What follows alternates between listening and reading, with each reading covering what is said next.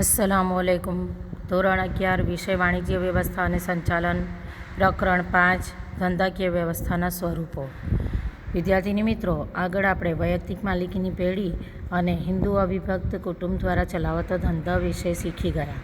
આજે આપણે ધંધાકીય વ્યવસ્થાના અન્ય સ્વરૂપ ભાગીદારી વિશે શીખીશું. આપણે જાણીએ છીએ કે વૈયક્તિક માલિકીની પેઢી એ સૌથી જૂનું અને સરળ એવું ધંધાકીય વ્યવસ્થાનું સ્વરૂપ છે. અને બીજું સ્વરૂપ હિન્દુ અવિભક્ત કુટુંબ દ્વારા ચલાવતો ધંધો તે પેઢી દર પેઢી ચાલતો ધંધો છે. આ બંને પ્રકારમાં ઘણી બધી મર્યાદાઓ હતી. જેમ જેમ વેપાર અને વાણિજ્યનું ક્ષેત્ર વિસ્તૃત થતું ગયું તેમ તેમ વૈયક્તિક માલિકીની મર્યાદાઓ વધુ સ્પષ્ટ થવા લાગી અને આધુનિક ક્રાંતિના કારણે ધંધાકીય એકમનો વિસ્તાર કરવાની જરૂરિયાત ઊભી થઈ. બહોળા વેપાર માટે વિસ્તૃત પ્રમાણમાં વેપાર કરવો હોય તો તેની માટે વધુ મૂડી, કાર્યદક્ષ વહીવટી શક્તિ અને જોખમ ઉઠાવવાની મર્યાદાઓ વૈયક્તિક માલિકીમાં જોવા મળતી હતી. આ તમામ મર્યાદાઓ દૂર કરવા માટે ભાગીદારી પેઢી અસ્તિત્વમાં આવી. તો જોઈશું ભાગીદારી પેઢીનો અર્થ. ભાગીદારી પેઢી શું છે? તો ભાગીદારી એ એક એવી ધંધાકીય વ્યવસ્થા છે કે જેમાં ધંધાની માલિકી એક કરતાં વધુ વ્યક્તિઓની હોય અને તેવી જ રીતે સંચાલન પણ બધા અથવા બધામાંથી કોઈ એક અથવા એક કરતાં વધુ ભાગીદાર કરતા હોય. તો આ રીતે ચલાવાતો ધંધો તે ભાગીદારી પેઢી કહેવાશે અને તેમની વચ્ચે જે સંબંધ હોય તે ભાગીદારી કહેવાશે. આ ભાગીદારો જે છે તે ચલાવાતા ધંધાના પરિણામો ભોગવવા માટે તૈયાર થયા હોય છે. એની વ્યાખ્યા જોઈએ તો ભારતીય ભાગીદારી કાયદા 1932 મુજબ ભાગીદારી એ એવી વ્યક્તિઓ વચ્ચેનો સંબંધ છે કે જેઓ બધા દ્વારા કે બધામાંથી કોઈ એક દ્વારા ચલાવાતા ધંધાનો નફો વહેંચી લેવા સંમત થાય છે. એટલે અહીં તમે જોયું કે માલિકી તો એક કરતાં વધુ ભાગીદારીની હોય, એટલે ઓછામાં ઓછા 2 ભાગીદારો હોઈ શકે, તેનાથી વધુ પણ હોઈ શકે. તેની સભ્ય સંખ્યાની મર્યાદામાં ભાગીદારો હોય છે. તો એ ભાગીદારો બધા જ જે ભાગીદારો છે તે માલિક તો છે, પરંતુ સંચાલન તેઓ ઈચ્છે તો બધા દ્વારા ચલાવી શકાય, એટલે કે સંચાલકો તરીકે બધા જ ભાગીદારો કાર્યરત થઈ શકે.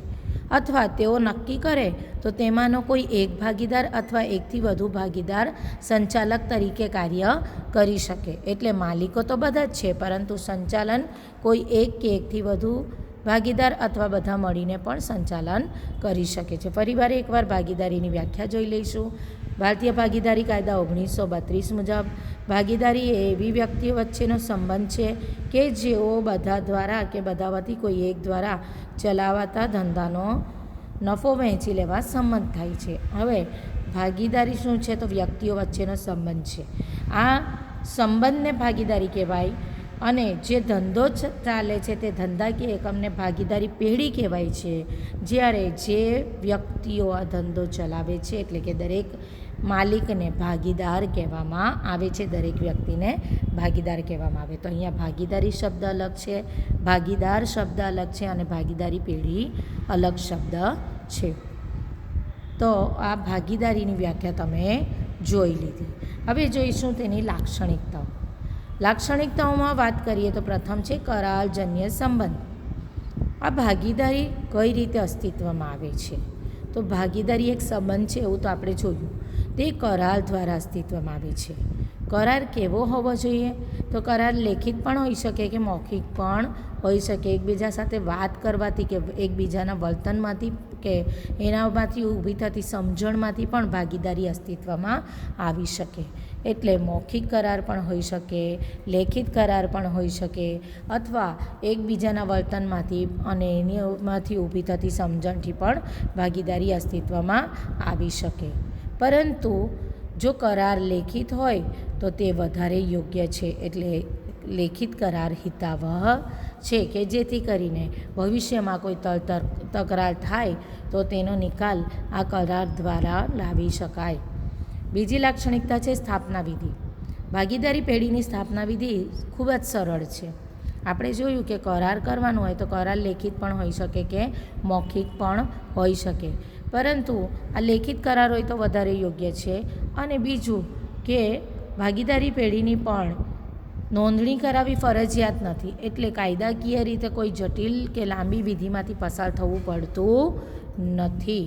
એટલે એની સ્થાપના વિધિ સરળ છે. એકબીજા સાથે મૌખિક કે લેખિત કરાર કરીને ભાગીદારી પેઢી શરૂ કરી શકાય છે. ત્રીજી લાક્ષણિકતા છે નોંધણી. મેં અગાઉ કહ્યું તેમ ભાગીદારી પેઢીની નોંધણી કરાવવી ફરજિયાત નથી, પરંતુ હિતાવહ છે. જો નોંધણી કરાવેલી હોય તો ભવિષ્ય માટે તે સારું રહેશે. આવી નોંધણી ભાગીદારી પેઢીના નોંધણી અધિકારી પાસે કરાવવામાં આવે છે. નોંધણી કરાવતા પહેલાં કરાર રજૂ કરવામાં આવે છે. એટલે જ્યારે નોંધણી કરાવવાની હોય ત્યારે કરાર લેખિત હોવો જરૂરી છે. અને નોંધણી કોના સમક્ષ થશે? તો ભાગીદારી પેઢીના નોંધણી અધિકારી સમક્ષ થશે. આ નોંધણી કરાવતી વખતે ભાગીદારી કરાર રજૂ કરવો પડે છે. ચોથી લાક્ષણિકતા છે ભાગીદારોની સંખ્યા.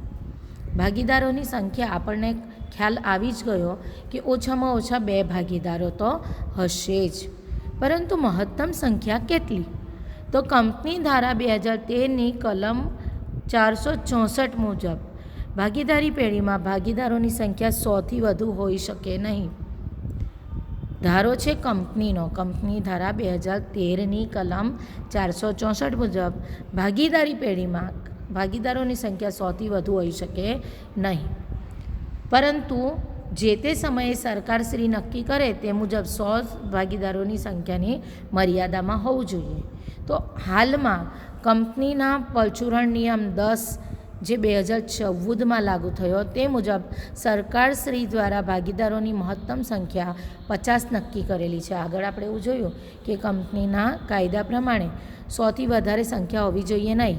એ 100માં પણ સરકાર જેટલા નક્કી કરે તેટલી જ સભ્ય સંખ્યા હોઈ શકે, વધુમાં વધુ તેટલી સંખ્યા હોઈ શકે. તો હમણાં હાલમાં 2014ના કંપની પરચુરણ નિયમ 10 મુજબ સરકારે ભાગીદારોની મહત્તમ સંખ્યા 50 નક્કી કરેલી છે. એટલે ઓછામાં ઓછા 2 ભાગીદારો હોઈ શકે અને વધુમાં વધુ 50 ભાગીદારો હોઈ શકે. તેનાથી વધુ ભાગીદારો કે તેનાથી ઓછા ભાગીદારો હોઈ શકે નહીં. પાંચમી લાક્ષણિકતા છે ઉદ્દેશ. ઉદ્દેશ તો નફો કમાવાનો જ મુખ્ય હોય છે, કારણ કે વેપારનો પ્રકાર છે ભાગીદારી પેઢી.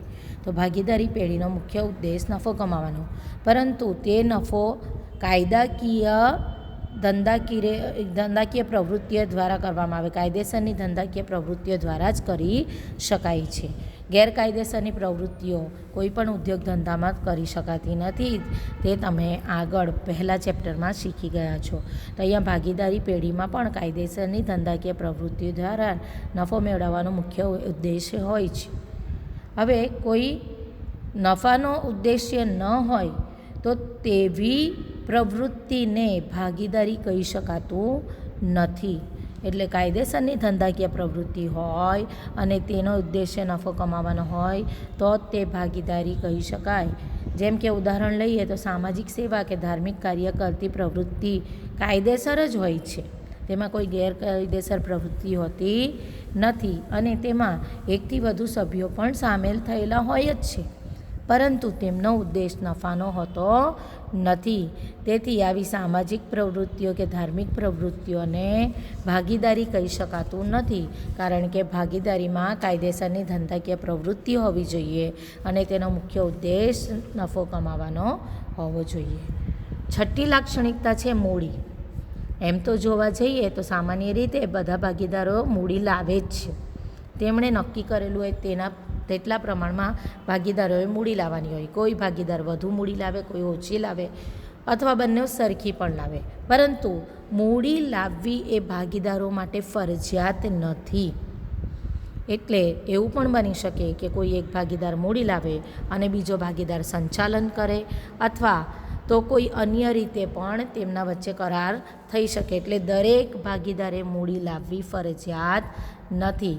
જે રીતે કરારમાં દર્શાવ્યું હોય તે પ્રમાણે ભાગીદારોએ મૂડી લાવવાની રહે છે. સાતમી લાક્ષણિકતા છે સંચાલન. આપણે એની વ્યાખ્યામાં જ જોઈ ગયા કે ભાગીદારોમાંથી બધા ભાગીદારો સંચાલન કરી શકે અથવા તેમાંથી કોઈ એક કે એકથી વધુ ભાગીદારો સંચાલન કરી શકે. તો ભાગીદારી પેઢીમાં ધંધાનું સંચાલન બધા ભાગીદારો સંયુક્ત રીતે કરી શકે છે.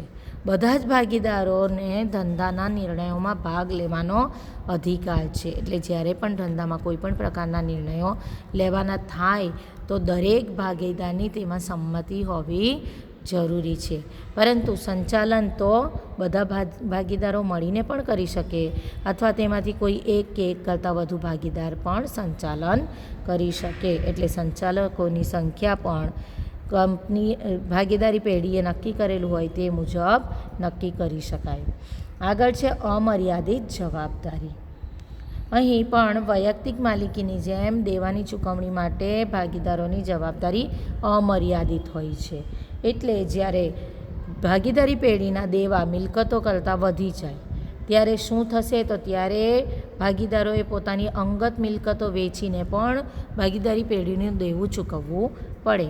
અહીંયા દરેક ભાગીદારની જે જવાબદારી હોય છે તે અમર્યાદિત હોય છે, પરંતુ અમર્યાદિતમાં પણ વ્યક્તિગત અને સંયુક્ત બંને રીતે જવાબદારી હોય. વ્યક્તિગત એટલે એમના પોતાના ભાગ પેઢીનું દેવું તો તેમણે ચૂકવવાનું જ છે. તેની માટે જો પેઢીની મિલકતો પર્યાપ્ત ન હોય તો તેમણે પોતાના ભાગનું દેવું ચૂકવવા માટે પોતાની અંગત મિલકતો વેચીને પણ દેવું ચૂકવવું પડે. પણ જો અન્ય કોઈ ભાગીદાર એવો છે કે જે નાદાર જાહેર થાય છે અથવા તેની પાસે કોઈ અંગત મિલકતો પણ નથી, તો તેના ભાગનું દેવું ચૂકવવા માટે પણ તમામ અન્ય ભાગીદારો જવાબદાર હોય છે. એટલે અહીંયા ભાગીદારી પેઢીમાં દેવા ચૂકવવા માટેની જવાબદારી વ્યક્તિગત અને સંયુક્ત એમ બંને રીતે અમર્યાદિત હોય છે.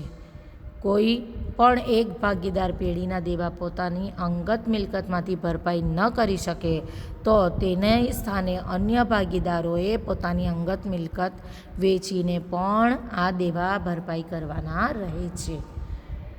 9મી લાક્ષણિકતા છે માલિકીની ફેરબદલી. અહીં ભાગીદારી છે અને ભાગીદારી પેઢીમાં માલિકીની ફેરબદલી સરળ નથી, કારણ કે અહીં કોઈ પણ પ્રકારના નિર્ણયો લેવાના હોય તો સર્વસંમતિથી નિર્ણયો લેવા પડે છે. જો બધા જ ભાગીદારો સંમતિ આપે તો જ પોતાનો ભાગ એક ભાગીદાર બીજાની તરફેણમાં બદલી શકે. પરંતુ જો બધા જ ભાગીદારોની સંમતિ ન હોય, એટલે સંમતિ વગર કોઈ પણ ભાગીદાર પોતાનો ભાગ બીજાની તરફેણમાં બદલી શકતો નથી. જો કોઈ ભાગીદાર બધા ભાગીદારોની સંમતિ વગર હિસ્સાની ફેરબદલી કરી દે તો શું? તો તે સમયે કોઈ પણ બીજો ભાગીદાર તેનો વિરોધ કરીને ભાગીદારી પેઢીનું વિસર્જન કરાવી શકે છે. એટલે અહીં માલિકીની ફેરબદલી કરવાની હોય તો તે સરળ નથી. શક્ય તો છે પરંતુ સરળ નથી. ક્યારે તે શક્ય બનશે? જ્યારે બધા જ ભાગીદારો તેની માટે સંમતિ આપે તો તે શક્ય બને છે. ત્યારબાદ છે ધારાકીય સ્થાન એટલે કે કાયદાકીય સ્થાન.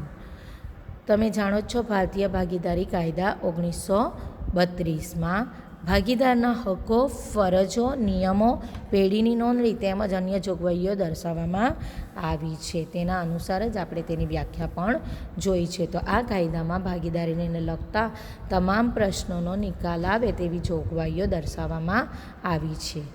11મું લક્ષણ છે પેઢીનું આયુષ્ય. ભાગીદારીનું આયુષ્ય મર્યાદિત છે. ભાગીદારી શું છે? તો વ્યક્તિઓ વચ્ચેનો સંબંધ છે. તો એ સંબંધનું આયુષ્ય મર્યાદિત છે. અહીં ભાગીદારી અલગ છે અને ભાગીદારીનું પેઢીનું અલગ અસ્તિત્વ હોય છે.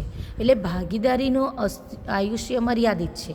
કેમ કે જે હાલમાં વર્તમાનમાં જેટલા ભાગીદારો છે, જેમને ચાલુ ભાગીદારો કહેવાય છે, તે ભાગીદારોમાંથી કોઈ એક ભાગીદાર અસ્થિર મગજનો થાય કે મૃત્યુ પામે કે નાદાર જાહેર થાય તો તેમની વચ્ચે જે સંબંધ છે, જેને ભાગીદારી કહેવામાં આવે છે, તે ભાગીદારીનો અંત આવે છે. પરંતુ પેઢી હજી બંધ થઈ નથી, પેઢીનું વિસર્જન થયું નથી. બાકીના ભાગીદારો જો ઈચ્છે તો સર્વસંમતિથી તે પેઢી શરૂ રાખી શકે, ચાલુ રાખી શકે. અને જે ભાગીદાર જાય છે, એટલે કે અસ્થિર મગજનો થયો કે મૃત્યુ પામે છે કે નાદાર જાહેર થયો, તો તેના ભાગમાં બાકીના ભાગીદારો પોતાની નોંધણી કરાવી શકે કે પોતાની વહેંચણીમાં અંદર તેઓ સમજણથી એકબીજાના હિસ્સાની વહેંચણી કરી શકે છે. તો બાકીના ભાગીદારો સર્વસંમતિથી સંબંધિત ભાગીદારના ભાગની વહેંચણી અંદર અથવા તેઓ ઈચ્છે તો કોઈ નવા ભાગીદારને પણ જૂના ભાગીદાર જે નિવૃત્ત થયો છે કે મૃત્યુ પામ્યો છે કે અસ્થિર મગજનો થયો છે તેની જગ્યાએ નવા ભાગીદારને પણ પ્રવેશ આપી શકે. આમ પેઢીનું આયુષ્ય તો લાંબુ જ છે. ભાગીદારીનો અંત આવે છે, પરંતુ ભાગીદારી પેઢીનું વિસર્જન થતું નથી. અન્ય ભાગીદારો ઈચ્છે તો તે પેઢી ચાલુ રાખી શકે. તો આ થયા ભાગીદારીની લાક્ષણિકતાઓ. આગળ જોઈશું ભાગીદારી પેઢીના ફાયદા. ભાગીદારી પેઢીના ફાયદામાં પ્રથમ ફાયદો છે સરળ અને ઓછી ખર્ચાળ સ્થાપના વિધિ. આપણે આગળ જોયું તેમ કે કાયદાકીય રીતે ભાગીદારી પેઢીમાં કોઈ નોંધણી કરાવવાની ફરજિયાત નથી, પરંતુ કરવી હિતાવહ છે. તો ભાગીદારી પેઢીની સ્થાપના વિધિ જોવા જઈએ તો સરળ અને ઓછી ખર્ચાળ છે, કારણ કે જો નોંધણી કરાવવાની ન હોય તો લેખિત કે મૌખિક કરાર કરીને પેઢી શરૂ કરી શકાય છે અને તેની સ્થાપના વિધિ માટે કોઈ ખાસ કાયદાની વિધિમાંથી પસાર થવું પડતું નથી. કાયદા અનુસાર ભાગીદારી પેઢીની નોંધણી કરાવવી ફરજિયાત નથી, પરંતુ હિતાવહ છે. જો નોંધણી કરાવેલી હોય તો ભવિષ્યમાં જ્યારે પણ કોઈ મુદ્દા ઊભા થાય, કોઈ પ્રશ્નો ઊભા થાય તો તેના કાયદા દ્વારા તેનો નિકાલ લાવી શકાય છે. એટલે નોંધણી કરાવવી હિતાવહ છે. જ્યારે નોંધણી કરાવવાની હોય છે ત્યારે લેખિત કરાર પણ કરવો પડે છે. બીજું છે કાર્યક્ષમ સંચાલન. આપણે જોયું કે વૈયક્તિક માલિકીમાં એક જ વ્યક્તિ હોય છે જે માલિક પણ હોય છે અને સંચાલક પણ હોય છે. જ્યારે તેની સામે જોવા જઈએ તો ભાગીદારી પેઢીમાં એક કરતાં વધુ માલિકો છે અને સંચાલકો પણ એકથી વધુ હોઈ શકે. તો તે દરેક માલિક એટલે કે દરેક ભાગીદારને જ્ઞાનનો, બુદ્ધિનો, આવડતનો અને અનુભવનો લાભ ભાગીદારી પેઢીને મળે છે. એમ સંચાલન કાર્યક્ષમ બને છે. બીજું કે ધંધાનું સંચાલન ભાગીદારોના હાથમાં જ હોય છે, એટલે તેઓ વ્યક્તિગત રસ અને કાળજી પણ લે છે. તેના દ્વારા પણ સારું પરિણામ મળી શકે. ભાગીદારોનું કર્મચારીઓ પર પ્રત્યક્ષ નિયંત્રણ પણ આ પેઢીમાં રહી શકે છે, એટલે સંચાલન કાર્યક્ષમ બને છે. કઈ રીતે? તો વૈયક્તિક માલિકી હોય તો તેમાં એક જ માલિક હોય છે, તેણે જ સંચાલન કરવાનું હોય, એટલે તે કદાચ બની શકે કે બધા કર્મચારીઓ ઉપર પ્રત્યક્ષ નજર રાખી શકે નહીં, નિયંત્રણ અને અંકુશ રાખી શકે નહીં. પરંતુ અહીં એકથી વધુ ભાગીદારો છે એટલે કર્મચારીઓ ઉપર પ્રત્યક્ષ નિયંત્રણ રાખી શકાય છે. આમ ભાગીદારી પેઢીમાં સંચાલન કાર્યક્ષમ હોય છે. ત્રીજું છે શાકપાત્રતામાં વધારો. અહીં એકથી વધુ ભાગીદારો છે અને દરેક ભાગીદારની જવાબદારી અમર્યાદિત છે. તો અમર્યાદિત જવાબદારી હોવાના કારણે કોઈપણ વેપારીને પોતાના નાણાં ડૂબી જવાનો ભય રહેતો નથી. એટલે વેપારીઓ પેઢીને ઉધાર માલ વેચતા કે નાણાંનું ધિરાણ કરતા અચકાતા નથી. લેણદારો તેમનું લેણું ગમે તે ભાગીદાર પાસેથી તેમની ખાનગી મિલકતમાંથી વસૂલ કરી શકે છે, કારણ કે અહીં દરેક ભાગીદારની જવાબદારી અમર્યાદિત છે. તે પણ કેવી? વ્યક્તિગત અને સંયુક્ત બંને રીતે અમર્યાદિત જવાબદારી હોય. કોઈ અન્ય ભાગીદારે દેવું ન ચૂકવી શકે તો પણ બીજા ભાગીદારોએ તેના બદલેનું તેના વતીનું દેવું ચૂકવવાનું હોય છે. એટલે અહીં સંયુક્ત અને વ્યક્તિગત એમ બંને પ્રકારની અમર્યાદિત જવાબદારી હોવાથી શાકપત્રતામાં વધારો થાય છે. વૈયક્તિક માલિકીની સરખામણીમાં ભાગીદારોની ધંધા માટે શાક પ્રાપ્તિની શક્યતા વધી જાય છે. ચોથો ફાયદો છે વધુ મૂડી. એકથી વધુ ભાગીદાર છે એટલે તે દરેક ભાગીદારો મૂડી ધંધામાં લાવી શકે. એટલે સ્વાભાવિક છે કે વૈયક્તિક માલિકીની પેઢીની તુલનામાં જોવા જઈએ તો ભાગીદારી પેઢીમાં વધુ મૂડી હોઈ શકે છે, મેળવી શકાય છે. જ્યારે ધંધાનો વિકાસ કરવાની વાત આવે ત્યારે જે હાલમાં વર્તમાનમાં જે ભાગીદારો છે પેઢીમાં, તેઓ વધુ મૂડી લાવી શકે છે, અથવા તો તેઓ ઈચ્છે તો સર્વસંમતિથી નવા ભાગીદારને પ્રવેશ આપીને વધારાની મૂડી મેળવી શકે છે. પાંચમું છે શ્રમ વિભાજનનો લાભ. અહીં એકથી વધુ ભાગીદારો છે, સંચાલકો પણ એકથી વધુ છે, તો પેઢીના જુદા જુદા ભાગીદારોની કુશળતા તેમજ તેમની શક્તિઓનો લાભ પેઢીને મળી શકે છે. દરેક ભાગીદારને તેમની શક્તિ અને આવડતના પ્રમાણમાં કામ સોંપવામાં આવે છે અને જેથી શ્રમ વિભાજનનો લાભ મળે છે. એટલે જે ભાગીદારને જે કાર્યમાં કુશળતા હશે તેને તે કાર્ય સોંપવામાં આવે તો તેનો લાભ મેળવી શકાય છે. છઠ્ઠો ફાયદો છે યોગ્ય નિર્ણયો. ભાગીદારી પેઢીમાં એકથી વધુ ભાગીદાર છે તેઓ સંચાલન બધા મળીને કે બધા વતી કોઈ એક કે એકથી વધુ ભાગીદારો દ્વારા કરવામાં આવે છે અને તેમાં નિર્ણયો બધા સાથે મળીને ચર્ચા વિચારણા કરીને ત્યારબાદ સર્વસંમતિથી નિર્ણયો લેવામાં આવે છે. એટલે ભાગીદારી પેઢીમાં કોઈ પણ બાબત અંગે નિર્ણય લેતા પહેલાં તેની ઉપર બધા ભાગીદારો વચ્ચે ચર્ચા વિચારણા થાય છે અને દરેક ભાગીદારનું મંતવ્ય અને સંમતિ લેવામાં આવે છે. ત્યારબાદ ધંધાના હિતમાં જે સર્વસંમતિથી નિર્ણય લેવાનો હોય તે લઈ શકાય છે. એટલે નિર્ણય પ્રક્રિયામાં બધા જ ભાગીદારોના જ્ઞાનનો અને અનુભવનો લાભ મળે છે. તેથી નિર્ણયો યોગ્ય હોય છે. ભૂલ ભરેલા નિર્ણયો થવાની શક્યતા ઓછી હોય છે. ત્યારબાદ છે 7મું, પરિવર્તનશીલતા.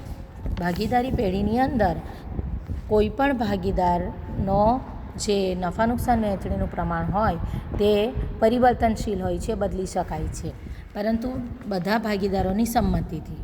ભાગીદારી શું છે? તો કરાર છે. ભાગીદારી એક લેખિત કે મૌખિક કરાર છે. તો ભાગીદાર એ ઐચ્છિક કરાર છે, એટલે ઈચ્છા અનુસાર બધા ભાગીદારો ભેગા થયા છે અને ધંધો ચલાવી રહ્યા છે. આ કરારમાં જરૂરત મુજબ ફેરફાર કરી શકાય છે.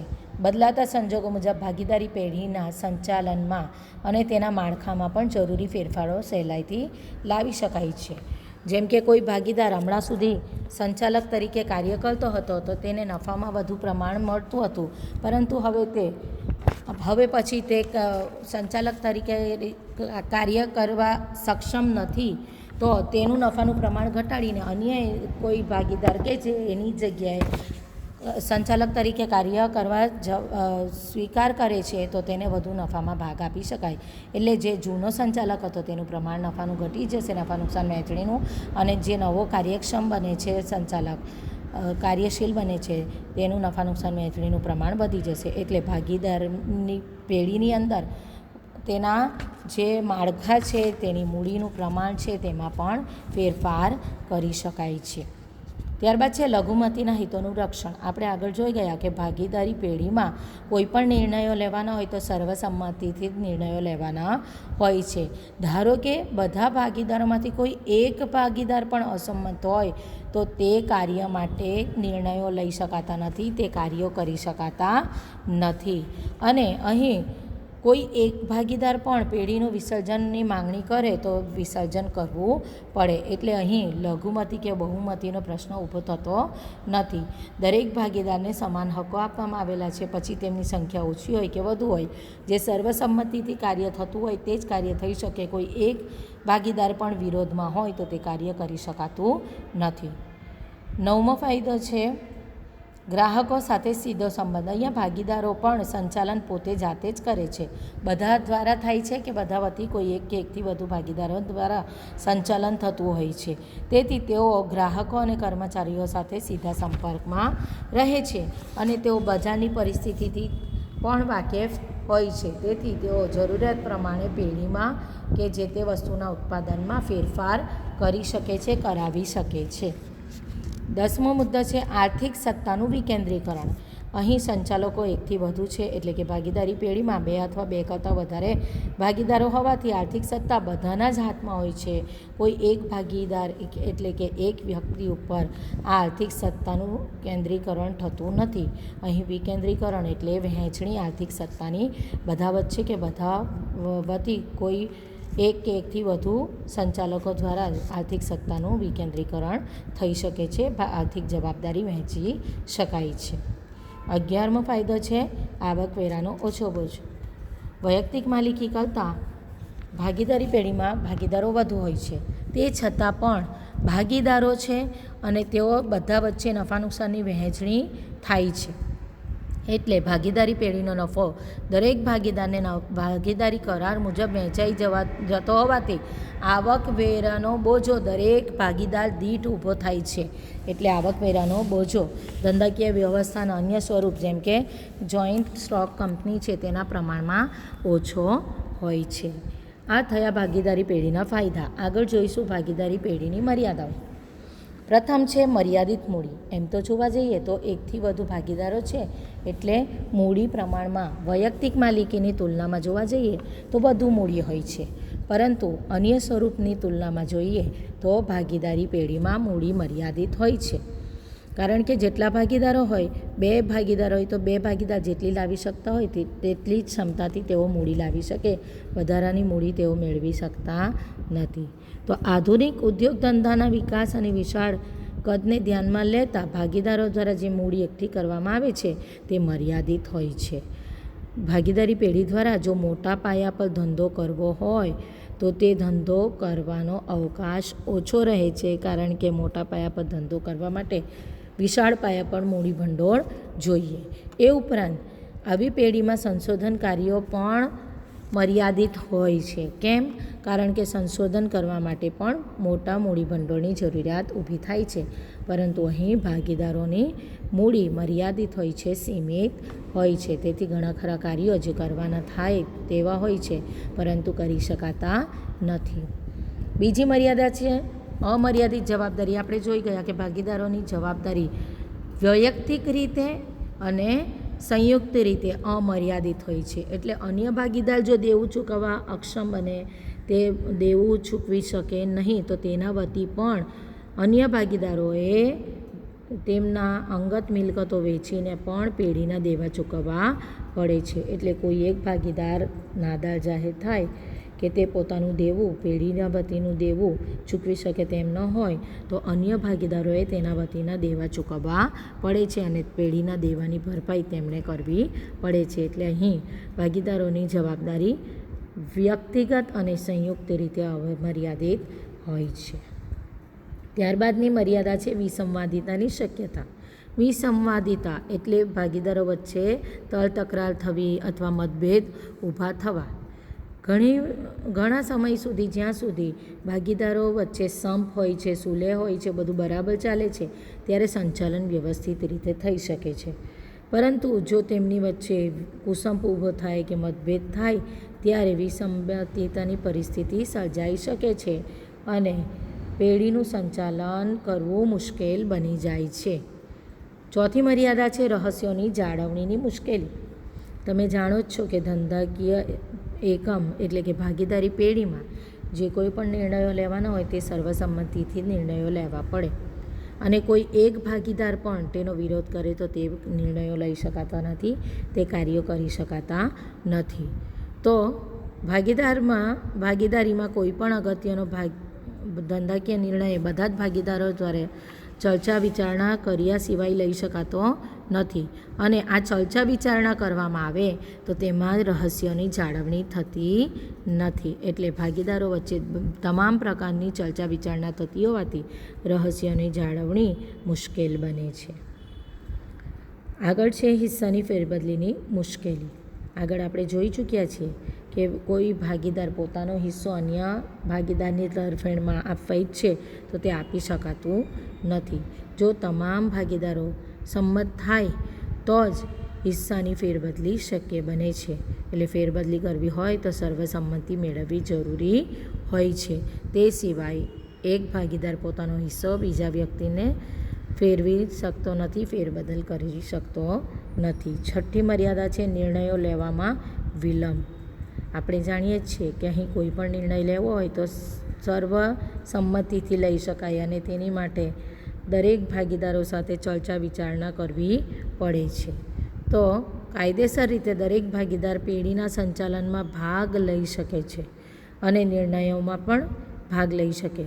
ભાગીદારોમાં અંદરો જો કુસંપ હોય કે વિવાદ હોય તો તેના કારણે બની શકે કે નિર્ણયોમાં વિલંબ આવી શકે, જેથી સંચાલનની પરિસ્થિતિ બગડી શકે અને તેમના વચ્ચેના તલ-તકરારના કારણે ઘણીવાર ભાગીદારી પેઢીએ ભોગવવું પડે છે અને અકાળે એટલે કે સમય પહેલાં જ ભાગીદારી પેઢીનું વિસર્જન કરી દેવું પડે છે.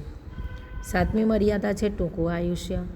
કોઈ પણ ભાગીદારની નાદારી જાહેર થાય કે તે માનસિક અસ્થિરતા અનુભવે કે તેનું મૃત્યુ થાય તો તે તમામ કારણોસર ભાગીદારીનો અંત આવે છે. ફરીવાર યાદ રાખી લઈએ કે ભાગીદારીનો અંત આવે છે, પેઢીનો અંત આવતો નથી. જો અન્ય ભાગીદારો ઈચ્છે તો પેઢી ચાલુ રાખી શકે અને જો તેઓ ઈચ્છે તો પેઢી બંધ કરી શકે, પરંતુ તેમની વચ્ચેની ભાગીદારીનો તો અંત કોઈ એક ભાગીદારના જવાથી પણ થઈ શકે. એટલે ભાગીદારી સંબંધ છે, સંબંધનો અંત આવે છે હવે પછી ધારો કે અન્ય ભાગીદારો પેઢી ચાલુ રાખવા ઈચ્છતા હોય તો તેમના વિશે જે નફા નુકસાનની વહેંચણી હોય છે તેના પ્રમાણની ગણતરી બદલાઈ જશે અને તેની સાથે સાથે ઘણી બધી અગત્યની બાબતો વિશે પણ હિસાબી અસરો આપવામાં આવે છે, જે તમે ધોરણ 12માં વિષયનામાના મૂળ તત્વોમાં શીખશો. ભાગીદારી શું છે તે તમે જોઈ લીધું. તે શું છે તો ભાગીદારીમાં 2 કે 2થી વધુ ભાગીદારો હોય છે. તે શું છે ભાગીદારી? તો ભાગીદારી એ એવી વ્યક્તિઓ વચ્ચેનો સંબંધ છે કે જેઓ બધા દ્વારા કે બધા વતી કોઈ એક દ્વારા ચલાવતા ધંધાનો નફો વહેંચી લેવા સંમત થાય છે. અહીંયા નફાની વાત કરી છે, પરંતુ જો ખોટ જાય કે નુકસાન જાય તો તે પણ ભાગીદારોએ ભોગવવું પડે છે. તો આ થઈ ભાગીદારી પેઢીની મર્યાદાઓ. આગળ ફરીવાર મળીશું. ત્યાં સુધી ઘરે રહો, સુરક્ષિત રહો. અલ્લાહ હાફિઝ.